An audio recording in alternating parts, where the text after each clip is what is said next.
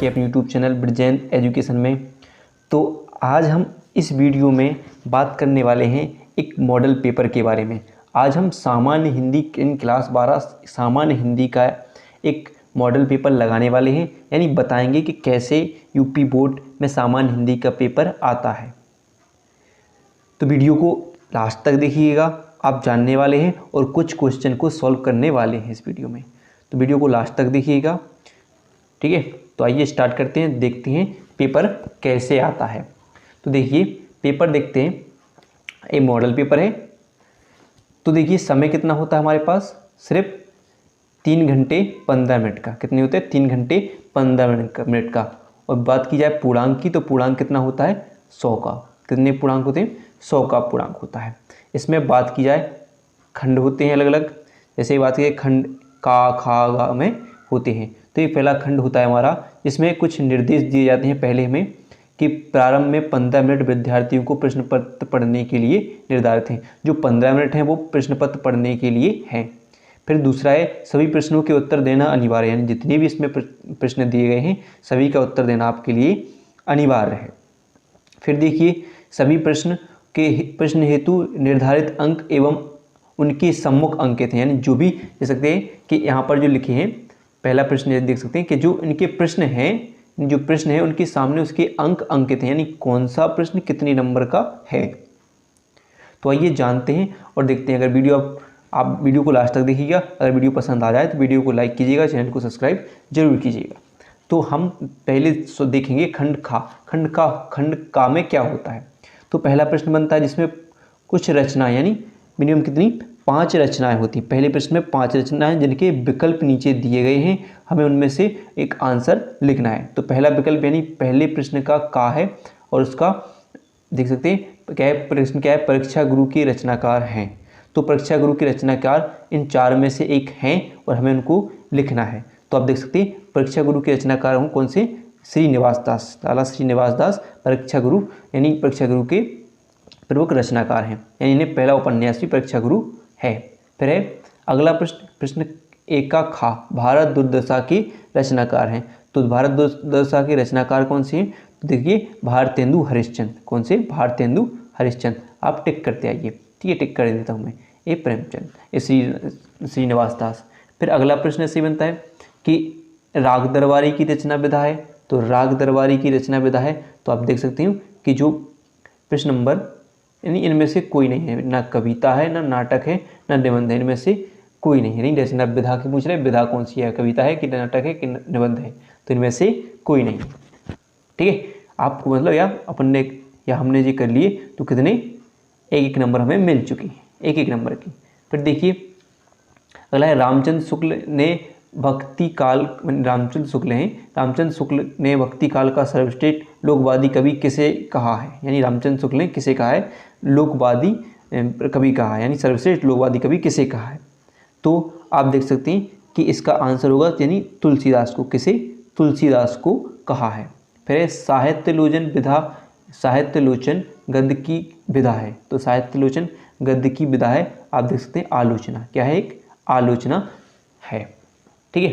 फिर देखिए फिर आता है हमारा प्रश्न नंबर 2, ठीक है। कौन सा है? प्रश्न नंबर 2।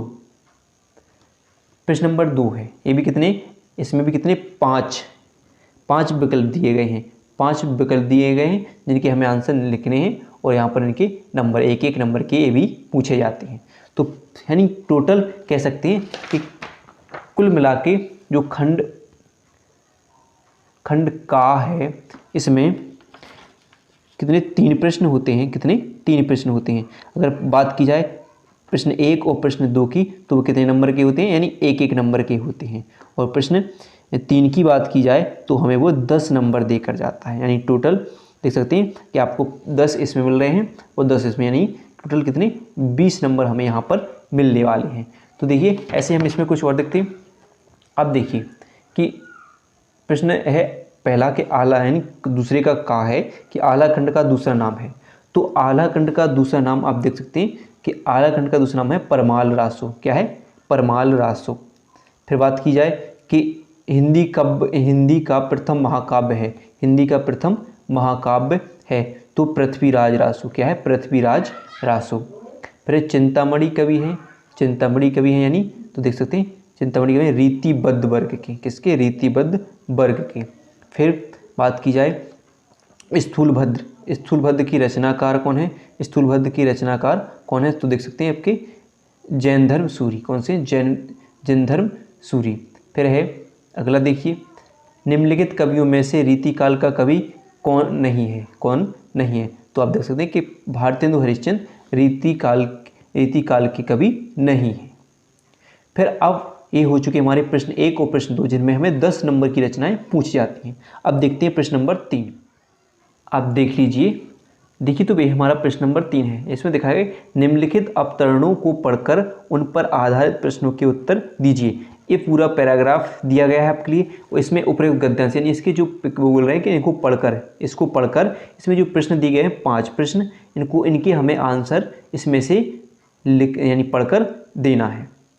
तो जैसे पहला प्रश्न है कि अमूल्य निधियाँ कहाँ भरी हैं, तो आप इसमें पढ़कर इसका आंसर यानी इसमें आंसर इसका ढूंढ सकती हैं। ठीक है, मैं यहाँ पर पूरा क्वेश्चन सॉल्व नहीं कराऊँ, कुछ क्वेश्चन जो सॉल्व बनते हैं उसे मैं सॉल्व कराऊँ। आप यहाँ पर बस देखो तरीका बताऊँगा कैसे। मान लीजिए आपको क्या बोला है कि अमूल्य निधियाँ कहाँ भरी हैं, तो यहाँ पर एक कॉमन शब्द ढूंढिए कि अमूल्य निधियाँ कहाँ भरी। देखो धरती माता की कोख में जो असमूल्य निधियाँ भरी हैं, जिनके कारण हम वह वसुंधरा कहलाती है। देख सकते हैं आप कि कहाँ भरी हैं, तो पृथ्वी यानी धरती माता की कोख में क्या भरी हैं, अमूल्य निधियाँ भरी हैं। फिर पृथ्वी को वसुंधरा क्यों कहा गया था, क्यों कहा गया, देखिए आप पढ़ सकते हैं कि धरती माता की कोख में जो अमूल्य निधियाँ भरी हैं, जिनके कारण से वसुंधरा कहा गया है।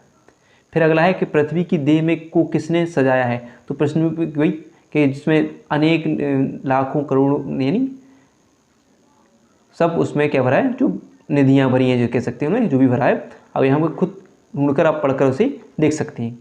ठीक है, कि देख सकते हैं यहाँ पर लिखा है कि पीस कर अगणित प्रकार की मिट्टियों से पृथ्वी की देह को सजाया गया। यानी देखिए दिन रात बहने वाली नदियों के पहाड़ों को यानी पीस कर अगणित प्रकार से मिट्टियों की से पृथ्वी की देह को सजाया गया है। यहाँ पर आप आंसर लिख सकते हैं उसका। बस बिल्कुल सिंपल होता है, आपको इसमें छांटना है, ये फ्री का नंबर होता है, यानी आपको बस पढ़ना है और 10 नंबर लेना है। बस आप बात की जाती है कि रेखांकित अंश की व्याख्या, तो जहाँ पर आप देख सकते हैं लाइन खींची, यानी उनको जब तक चतुर कारीगर पहरेदार, यहाँ से इस लाइन की आपको अपनी भाषा में से लिखना है। बस बना लीजिए, कोई याद नहीं करना पड़ता, बस सिंपल लिखना है हमें। ठीक है, फिर अगला कि रेखांकित अंश की व्याख्या हमारा हो जाएगा। इसमें आप जो भी आपको लगे इस भाषा को अपनी भाषा में लिख लें और बस हमारा क्या हो जाएगा, अंश की व्याख्या। फिर पाठ का शीर्षक एवं लेखक, तो मैं यहाँ पर इसके पाठ का शीर्षक और लेखक का नाम बताना चाहता हूँ। इसे देख सकते हैं, इस पाठ का शीर्षक, ये हमारा पाठ का शीर्षक कहाँ से लिया गया है, तो इसका शीर्षक है राष्ट्र का स्वरूप। क्या है शीर्षक है, शीर्षक की बात की जाए तो क्या है, राष्ट्र का स्वरूप है, राष्ट्र स्वरूप है, राष्ट्र का स्वरूप है। इसका शीर्षक क्या है, राष्ट्र का स्वरूप। और बात की जाए लेखक की, तो लेखक कौन से, राष्ट्र के स्वरूप की, तो आपने पढ़ा तो होगा ही, वासुदेव शरण अग्रवाल। वासुदेव शरण अग्रवाल कौन है, वासुदेव शरण अग्रवाल है, वासुदेव शरण अग्रवाल है। बस ये हमारा आंसर हो जाएगा। ठीक है, इसी प्रकार इसमें अथवा में भी एक होता है, अथवा भी जैसे आपको बात किया तो सेम ऐसे हमें अथवा वाला करना है। अगर आपको लगता है कि अगर वो नहीं आ रहा है तो ये कर लीजिए, 2 में से एक, यानी अथवा में से, इन 2 में से हमने प्रश्न नंबर 3 में से एक कोई पैराग्राफ का या खा वाला हमें करना है। अगर वो आ रहा हो तो वो कर लीजिए, और अगर ए आ रहा हो तो इसे कर लीजिए। और मतलब आ तो सब रहे होंगे, उसी में से ढूंढना है। सिर्फ हमें किसकी बात करना है कि जो पाठ का शीर्षक और लेखक का नाम पता है। अब आप इसमें भी देख सकते हैं कि इसके शीर्षक यानी शीर्षक कौन सा होगा, अशोक के, यानी शीर्षक की बात करें तो अशोक के फूल से लिया गया है। किससे, अशोक के फूल से लिया गया है, अशोक के फूल से। देख सकते हैं मानव जाति के दुर्दम, ये सब किससे, अशोक के फूल से।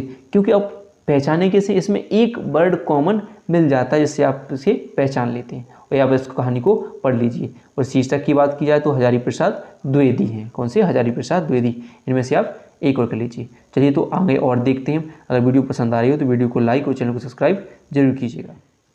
तो देखिए ये भी प्रश्न 3 की भांति होता है। ये भी कितने नंबर का पूछा जाता है, 10 नंबर का। कितने का, 10, 2 × 5 कितने 10 नंबर का होता है। अब इसमें भी पदधांश से पूछ लिया जाता है, ठीक है, कहाँ से, पदधांश से पूछ लिया जाता है, जिसमें पूछा कि निम्नलिखित पदधांशों को पढ़कर उन पर आधारित प्रश्नों के उत्तर दीजिए, उन पर आधारित प्रश्नों के उत्तर दीजिए। तो इसी प्रकार इसमें से हमें इसे पढ़कर और जो नीचे प्रश्न दिए गए हैं 5, इनके हमें क्या देना है, आंसर देना है। तो देखिए पहले क्या है कि राधा सूखी न मलिन तलिका के माध्यम से, तो आप देख सकते हैं यहाँ पर कुछ लिखा होगा, सूखी जाति मलिन तलिका को, तलिका जो धरा पर पड़ी हो, तो इसी के आधार पर देखिए यहाँ पर इसी अपनी भाषा में इसका अर्थ लिखना है। फिर क्या है दूसरा, उपयुक्त उद्धरणों में व्याप्त रस का नाम लिखकर और उसके स्थायी भाव और का उल्लेख कीजिए। जो भी इसमें आप देख सकते हैं कौन सा रस है और कौन सा स्थायी भाव है, उसे आप लिख सकते हैं। रस तो जानते हैं कौन सा, करुण रस है, और उसका स्थायी भाव क्या होगा, शोक होगा, ठीक है। इसके बाद रेखांकित अंश का भावार्थ लिखिए, यानी रेखांकित अंश का उसकी व्याख्या करनी है, ठीक है। रेखांकित अंश दे सकते हैं यहाँ पर जिस पर बस लाइन खींची हो उसका हमें सिर्फ अर्थ लिखना होता है। फिर प्रोसिता सा में कौन सा अलंकार है, तो हमें प्रोसिता सा में कौन सा अलंकार है ये देखना है। तो अब बात ऐसे हमने पढ़ा है, सिर्फ क्या है कि उपमा अलंकार की बात होती है, इसमें उपमा अलंकार की बात होती है, इसमें क्या है, उपमा अलंकार है। फिर कविता का शीर्षक एवं कवि का नाम लिखिए। तो आप देख सकते हैं इस कविता को पढ़िए, सूखी जाति मलिन, आपको अगर पढ़ा हो तो आप जानते होंगे किसके है, तो पवन दूतिका से लिया गया। किससे, पवन दूतिका से लिया गया। और इसके लेखक की बात की जाए तो अयोध्या सिंह उपाध्याय हरिओद हैं, ठीक है। कौन है, अयोध्या सिंह उपाध्याय हरिओद हैं, ठीक है। ऐसे अथवा में आ गया कि अथवा में क्या है, तो अथवा में देख लीजिए आप, सेम वही करना है हमें, या तो एक दोनों में से एक को लिख करिए, इनको पढ़कर इसके जो प्रश्न दिए हैं उनके हमें आंसर लिखना है, ठीक है। कविता का शीर्षक की बात की जाए तो देख सकते निरख सखी ए खंजन आए फेरे उनके रंजन, तो आप इसको पढ़ा हो तो आप देख लीजिए, ये भी किससे, गीत से लिया गया है, मैथिशरण गुप्त है इसकी लेखक, ठीक है। यानी कवि कौन से हैं, मैथिशरण गुप्त हैं।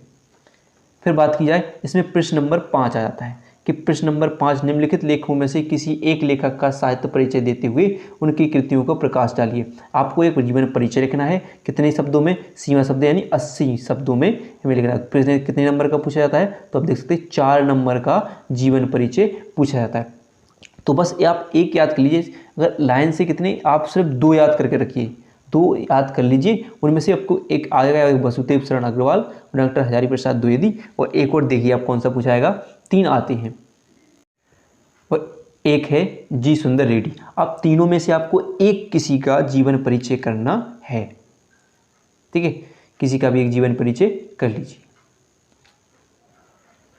फिर उसी में होता है खा, उसमें होता है क्या, खा, निम्नलिखित कवियों में से किसी एक कवि का साहित्य परिचय देते उसके कृतियों के बारे में लिखिए। तो एक कवि का हमें साहित्य परिचय देना है किसी का भी, जैसे जयशंकर प्रसाद, मैथिशरण गुप्त और महादेवी वर्मा। ये कितने नंबर के आएंगे आपके, 5 नंबर के पूछे जाएंगे। कितने नंबर के, 5 नंबर की आपकी एक जीवन परिचय का होगा। इसमें भी शब्द सीमा कितनी है, 80 शब्द में, कितने में, 80 शब्द में, ठीक है। उसमें भी शायद जो परिचय पूछा गया उसमें 5 नंबर का पूछा जाता है, ठीक है। फिर इसके बाद देखिए आपका प्रश्न नंबर 6 बनता है। प्रश्न नंबर 6, निम्नलिखित तत्वों के आधार पर पंचलाइट कहानी की समीक्षा कीजिए अथवा बहादुर कहानी का संदर्भ लीजिए। आपको 2 कहानी याद पढ़कर रखनी है, एक पंचलाइट, एक बहादुर। इन 2 में से एक जरूर पूछी जाएगी। पंचलाइट की शीर्षक, यानी अब पूछा गया कि उनकी कहानी की समीक्षा कीजिए कैसे कैसे, तो आप जान सकते हैं पंचलाइट कौन कौन से। तो बात की जाए कि अगर उनकी हेडिंग की बात की जाए तो पहला कि जो गांव के लोग थे यानी नागरिकों द्वारा क्या खरीदा जाना, पेट्रोमैक्स, पहला क्या खरीदा गया, उनका पहले हेडिंग गई पेट्रोमैक्स खरीदा जाना, पेट्रोमैक्स खरीदा जाना, ठीक है। गांव वालों द्वारा क्या खरीदा, पेट्रोमैक्स खरीदा। फिर दूसरा उसे जलाने की समस्या, हेडिंग बस बनाते आइए, आपको क्या है, जलाने की समस्या। फिर तीसरा बात की जाए तो किसको बुलाया जाना, गोधन को बुलाया जाना। फिर चौथा मतलब उसे गाँव में एंट्री करा देना, यानी उसके रोग लगी थी। ऐसी बहादुर का याद कर लीजिए आप, उसकी कहानी के बहादुर एक जैसा भी लड़का था, आपने देखा होगा कि जिसके यहाँ काम करने जाता था, काम करने गया, फिर उसे बस कहानी याद रखिए आप और उसको आराम से आप कर सकते हैं, ठीक है। तो उसकी जितनी भी हेडिंग बनती है उसकी हेडिंग तो कितने नंबर की पूछी जाती है, आप देख सकते हैं 5 नंबर की आपको, इन कितनी 5 नंबर की आपको कहानी एक पूछ ली जाती है।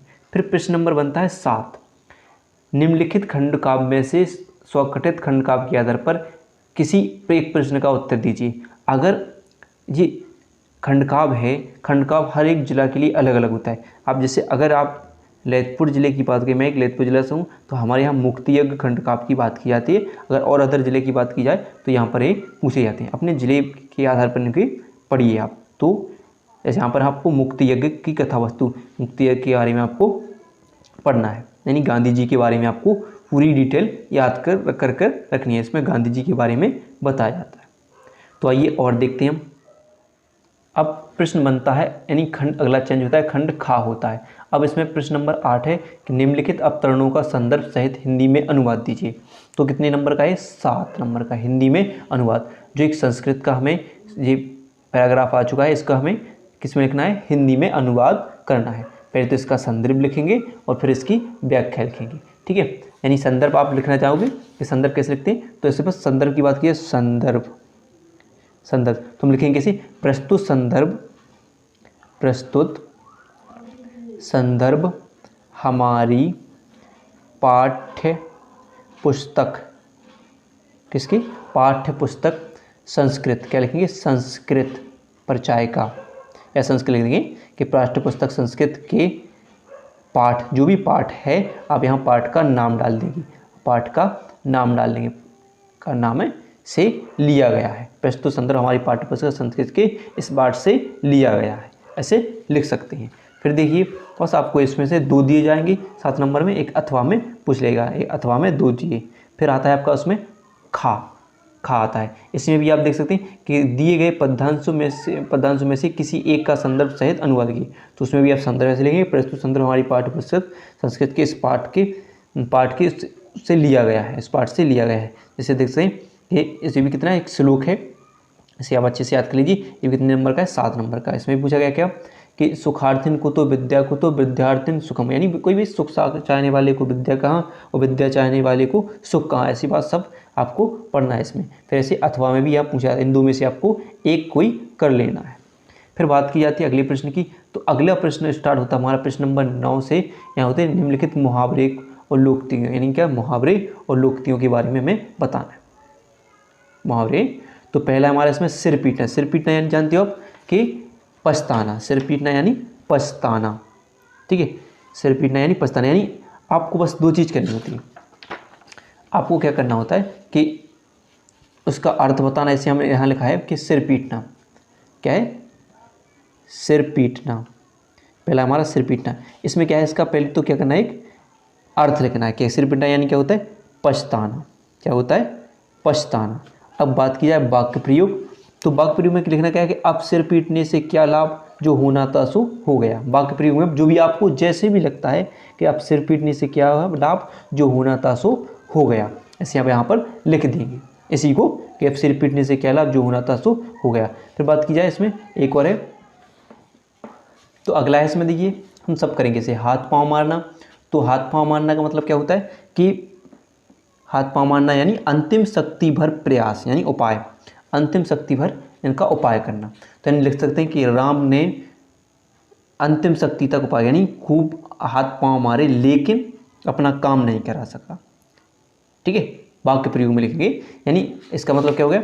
इसका मतलब क्या हो गया? आप लिख सकते हैं यहाँ पर कि अंतिम शक्ति भर प्रयास, यानी क्या लिखेंगे? अंतिम शक्ति भर प्रयास कह सकते हैं इसे, अंतिम शक्ति भर प्रयास। तो जैसे राम ने अंतिम शक्ति तक प्रयास किया लेकिन अपना काम करा नहीं सका। सिर पीटना हमने लिख लिया, आपके पछताना। खट्टे दांत करना यानी हरा देना, कह सकते हैं खट्टे दांत यानी नहीं हरा देना, ठीक है, हरा देना। आपको कोई सा भी आपको जो लगता है कि भारत ने पाकिस्तान को हरा दिया, ठीक है, क्या कहना है? हरा देना। भारत ने पाकिस्तान को हरा दिया, ठीक है। फिर दूसरा लिखेंगे जो भी आपको आता हो। दांत खट्टे करना है, देखिए आप क्या है कि दांत खट्टे करना यानी वही क्या हो गया? हरा देना है। फिर है आंख दिखाना, यानी क्या करना? धमकाना। आंख दिखाना यानी धमकाना।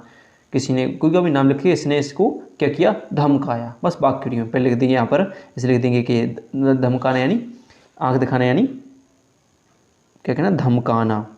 क्या होगा?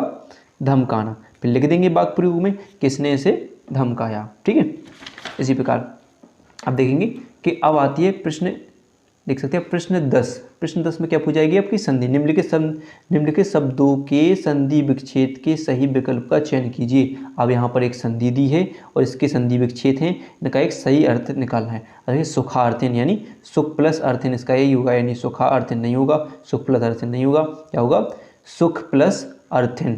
जिसका अर्थ निकलता हो वही संधि होती है, यानी देखो सुख का अर्थ होता है, अर्थन का भी अंत होगा, सुखा कोई अर्थ में निकलता है, सुखार्थन। ठीक है, इसी प्रकार अगला देखते हैं सूर्योदय। सूर्योदय आपको करना है, देखो सब देख सकते हैं 1 + 1 + 1, आपको हर एक का एक एक नंबर मिलेगा। कितना, एक एक नंबर देख सकते हैं। टोटल कितने नंबर की है, 3 नंबर की। तो यहाँ पर 3 दिए हैं, हमें तीनों करने हैं। तो पहले सूर्योदय यानी सूर्य प्लस उदय, सूर्य प्लस उदय, तो ये क्या होगा हमारा संधि विच्छेद। मात्रा आज्ञा यानी मात्र प्लस आज्ञा क्या होगा, मात्रा आज्ञा, ये दोनों हो जाएंगे। चलिए तो अगला देखते हैं। फिर इसी प्रश्न 10 का खा होता है और इसमें पूछा जाता है कि निम्नलिखित शब्दों में विभक्ति का चयन कीजिए। कि विद्यालय से दिया है, कितने नंबर का, एक एक नंबर की आपसे पूछा है। देखो कितनी है, 2 है, और कितने नंबर की होंगी, 2 नंबर की। तो हमें विद्यालय में देखना है कौन सी विभक्ति है। तो विद्यालय की बात किसी द्वितीय विभक्ति है, कौन सी विभक्ति है, द्वितीय विभक्ति। और षष्ठ्यन की बात की तो तृतीय विभक्ति। आपको विभक्ति अच्छे से पढ़ लेना है। ठीक है, फिर ऐसे प्रश्न नंबर 11 पूछा जाता है, निम्नलिखित शब्द युग्मों का सही अर्थ चयन कीजिए। यानी जो आपको दिए हैं अविराम और अविराम, दोनों का अर्थ क्या होगा, यानी लगातार होगा और रुचिकर, या बिना रुके और सुंदर, और अनवरत और आकर्षक, और क्या होगा सुंदर और आकर्षक। तो क्या होगा, इसका होगा अनवरत और आकर्षक, या कह सकते हैं हाँ अनवरत और आकर्षक इसका सही होगा। तरणी और तरुणी, तरणी यानी नौका, तरुणी यानी युक्ति, तो इसका क्या होगा, ए हो जाएगा। ठीक है, आपको भी लगता है, इनको याद कर लीजिएगा। अगर वीडियो पसंद आ रही हो तो वीडियो को लाइक कर लीजिएगा। निम्नलिखित शब्दों में से किसी शब्द के अर्थ लिखना है, आपको अर्थ लिखना है। जैसे बात की जाए कि यहाँ पर लिखा है कि अंचल, अंचल यानी क्षेत्र भी होता है, और इसके आंचल यानी छोड़ा, साड़ी का छोड़ा भी होता है। जोड़ा यानी योग होता है, और भी एक और अर्थ लिख सकते हैं, यानी कितने 2 अर्थ लिखने हैं, खुशी के 2 अर्थ, तो आप देख सकते हैं। ठीक है, 2 अर्थ आपको लिख लेना है। संधि क्या नहीं, जोड़ा होगा, संधि होगा, योग हो जाएगा। टीका का क्या होगा, यानी आप तो तिलक कह सकते हैं, फलदान, इसका 2 हो जाएंगे। ठीक है, इनके हमें लिखना है। फिर निम्नलिखित वाक्यों के लिए एक शब्द का चयन करके लिखिए। यानी संयम से और कम खर्च करने वाला क्या होगा, मितव्ययी, क्या होता है, मितव्ययी होता है। और उपकार को मानने वाला क्या होता है, उपकार को मानने वाला क्या होता है, तो कृतज्ञ होता है। क्या होता है, कृतज्ञ, क्या होता है, कृतज्ञ होता है। ये आपको कर लेना है। कितने नंबर के आपके, 2 नंबर के, 1 और 1 नंबर के आपके पूछ लिए जाएंगे। सेम ऐसा ही पेपर बनेगा यूपी बोर्ड में। ठीक है, फिर निम्नलिखित में से किन्हीं 2 वाक्यों को हम क्या करना है, शुद्ध करना है। शुद्ध करने के लिए कि आप अपनी साइकिल को भी लाए हैं, आप अपनी साइकिल को भी क्या लिखें, आप अपनी साइकिल को भी लाए हैं, यानी अब इसको सही लिखना है आपको। किसी एक किसके, जैसे निम्नलिखित में से किन्हीं 2 का वाक्य को क्या है, सही करना है, शुद्ध करना है। गलत दिए हैं तो आप क्या लिखें, आप अपनी साइकिल भी लाए हैं। ठीक है, लिखिए आप अपनी साइकिल को भी लाए, तो आप सीधे क्या लिखेंगे, आप अपनी साइकिल को भी, क्या साइकिल भी लाए हैं। या लिखेंगे तुलसीदास ने अनेकों ग्रंथ लिखी, तो क्या लिखें, तुलसीदास ने अनेक ग्रंथ लिखी, ऐसे करना है। ऐसे अब आपकी लिखावट बहुत अच्छा है, अच्छा नहीं क्या होगी, अच्छी है। जैसे पिताजी आ रहा है, यानी पिताजी आ रहे हैं। तो इस प्रकार आपको कितने नंबर के, ये 2 नंबर के पूछ रहे हैं, आपको सिर्फ 2 करना है और 1 1 नंबर के हैं। फिर अगला देखिए, ऐसा ही बनने आपको। फिर 12, प्रश्न नंबर 12 है, और आप देख सकते हैं कितने नंबर के, 2 नंबर के। आप देख सकते हैं इसमें का, खा, गा है, तो 2 नंबर की। करुण रस अथवा रौद्र रस की परिभाषा, करुण रस अथवा रौद्र रस की परिभाषा आपको याद करनी है। अब बस अगर रस की बात करें तो आपको हम 3 चीज़ याद आती हैं, आप सिर्फ याद कर लीजिए। क्या, एक तो परिभाषा अगर आपको याद नहीं हो रही हो तो आप क्या लिखिए, स्थायी भाव, स्थायी भाव, विभाव, अनुभाव, अनुभाव, और क्या लिखेंगे, संचारी भाव। क्या लिखेंगे, संचारी भाव। अब परिभाषा कैसे बनाएंगे कि जब स्थायी भाव, जो भी स्थायी भाव है, करुण रस का स्थायी भाव क्या होता है, करुण रस का स्थायी भाव क्या होता है, शोक। तो क्या लिखेंगे कि शोक नामक स्थायी भाव विभाव, अनुभाव और संचारी भाव संयोग करता है तो करुण रस की उत्पत्ति होती है। और आप एक उदाहरण याद कर लीजिए, या रौद्र की लिखेंगे तो रौद्र को जो भी स्थायी भाव होगा उसे लिख के रौद्र नाम, इसका यानी रौद्र क्या क्या होगा जो भी है उस स्थायी तो लिख देंगे रौद्र नामक स्थायी विभाव अनुभाव और संचारी भाव संयोग करता है तो रौद्र रस की उत्पत्ति होती है। उदाहरण लिख देंगे इनका एक एक उदाहरण। तो कितने नंबर मिलेंगे? 2। 1 नंबर होगा आपकी परिभाषा का, 1 नंबर उदाहरण का। फिर यमक और रूपक अलंकार की आपको परिभाषा यहाँ पर लिखनी है, ये भी कितने नंबर की? 2 नंबर की। तो चौपाई और सोटा को भी आपको 2 नंबर उदाहरण सहित लिखना है, ये भी कितनी? 2 नंबर की। फिर है आपका किसी विद्यालय के प्रबंधक के नाम हिंदी प्रवक्ता पद के लिए अपनी नियुक्ति होती हुई एक आवेदन पत्र लिखना है, यानी एक लेटर लिखना है। और देख सकते हैं आप कितने नंबर का है? 6। और 6 बेहद ही आसान है, आपको बस या लेटर लिखना, आपके जो पेपर दिया है लेटर लिखना, आपको देखना है लेटर, या देख सकते हैं यहाँ पर एक अथवा में दिया है कि नगर निगम स्वास्थ्य अधिकारी को अपने मोहल्ले में विद्यमान गंदगी के विषय में एक पत्र लिखना है। तो आप जिस प्रकार लिख सकते हैं, यानी आपके में लेटर दिया होगा, हम आपको एक लेटर लिखना अगली वीडियो में बताएंगे कि लेटर कैसे लिखें, ठीक है। फिर देखिए प्रश्न नंबर 14 पूछा जाएगा। प्रश्न नंबर 14 में आपको पूछा गया कि निम्नलिखित में से किसी एक विषय पर आपको क्या लिखना है? भाषा शैली पे एक निबंध लिखना है, और ये 9 नंबर का है। कितने नंबर का? 9। जो वेरी इंपॉर्टेंट, यानी देख सकते हैं आप कि इनको हम छोड़ेंगे नहीं। कितनी? 9, 6 आप देख सकते हैं 15 नंबर यहाँ से मिल रहे हैं। तो भारत के औद्योगिकरण पर आप निबंध लिख सकते हैं, यानी निबंध लिखना है, या सर्व शिक्षा अभियान पर, प्राकृतिक आपदा प्रबंधन पर, या महंगाई की समस्या पर। बढ़िया तरीके से हम आपको निबंध लिखना बताएंगे, एक एक करके हेडिंग में आप इन पर लिखेंगे, ठीक है। तो इस प्रकार प्रश्न को टोटल हमारे 14 प्रश्न पूछे जाते हैं, और हमारा यहाँ पर पेपर्स 100 नंबर का ख़त्म हो जाता है। अगर वीडियो आपको पसंद आई हो तो वीडियो को लाइक कीजिएगा और चैनल को सब्सक्राइब जरूर कीजिएगा।